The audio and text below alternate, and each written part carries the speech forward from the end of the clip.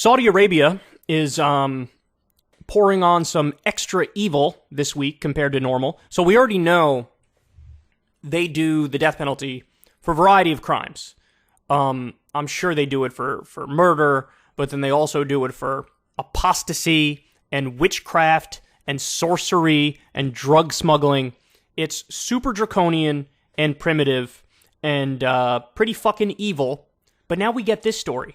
3 tribesmen are sentenced to death for refusing to leave their homes to make way for Saudi Arabia's new $450 billion megacity NEOM, says human rights charity.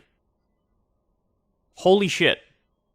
Holy shit. So they're trying to evict these people, and they're not complying, and so they were just sentenced to death. 3 men of the Hawitat tribe have been sentenced to death for refusing to leave their homes to make way for the new $450 billion megacity NEOM. Shadi Atala Ibrahim al-Hawati are members of a tribe forcibly ejected to make way for the project. The 3 men were arrested in 2020 for opposing the eviction, and Saudi Arabia's specialized criminal court handed them death sentences on October 2nd, according to the UK-based rights group Oxt. In a tweet, the rights group said the family members were detained in 2020 for opposing eviction to make way for NEOM. We condemn the sentences and call for their release. Shadi's brother, Abdul Rahim, was a 43-year-old shot dead by Saudi forces in April 2020 after protesting the displacement of the Tabuk province residents, Middle East Eye reported. So, not only are these guys officially being sentenced to death, but one of their brothers was also protesting the evictions, and police shot him on the spot for peacefully protesting. Wow. Abdul regularly shared videos of his protests on YouTube. This comes as members of the Hawitat tribe claim the campaign to evict them from their land for the megacity, which will be the site of the 2029 Asian Winter Games, had escalated.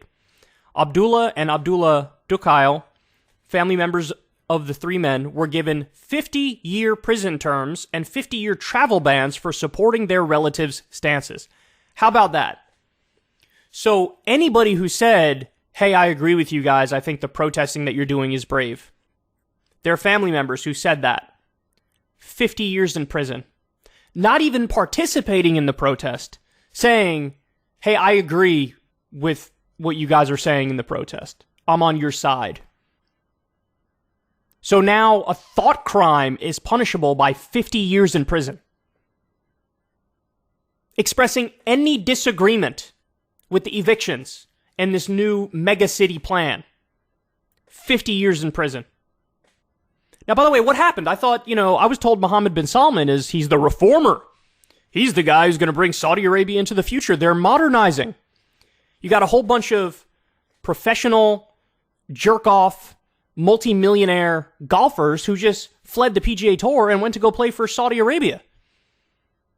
And said, they're changing, and, I believe in the power of the game of golf can bridge divides and stuff.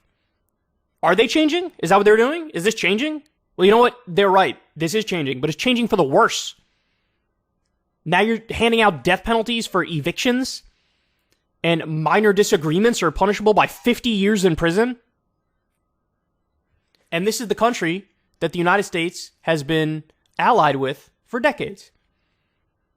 Now, thankfully, things are starting to change a little bit, and it looks like we may be headed for a breakup with Saudi Arabia. That would be a good thing.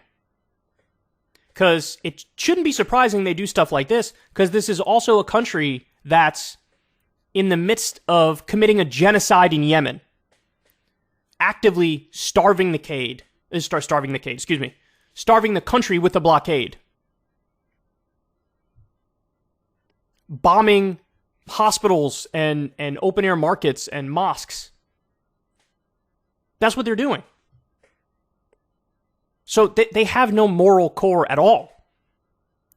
I mean, and most governments don't, but most governments act significantly more humane than this.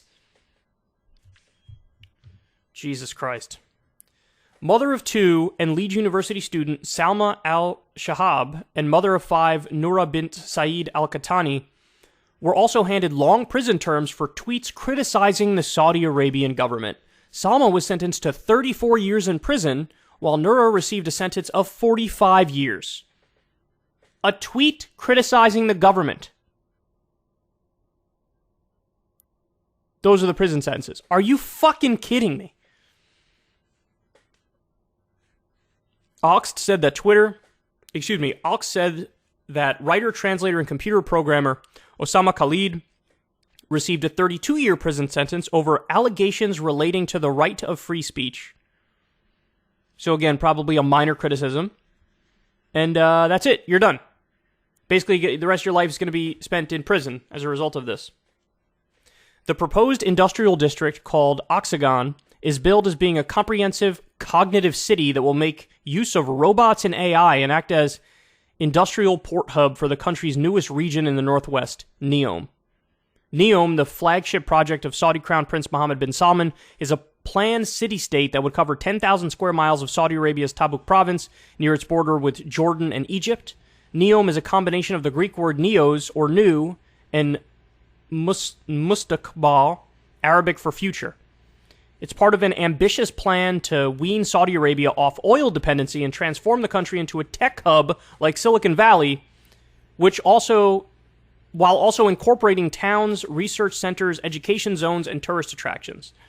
But constructors are yet to reveal how much the project will cost or how Oxagon will float. Plans for NEOM show it will be 33 times the size of New York City and will have a smart city at its center, also called NEOM. So I don't know, it's going to look something like this. They're trying to do some dumb futuristic shit and hoping to attract tourists too. You think tourists are going to want to go when you're handing out death penalties like Skittles?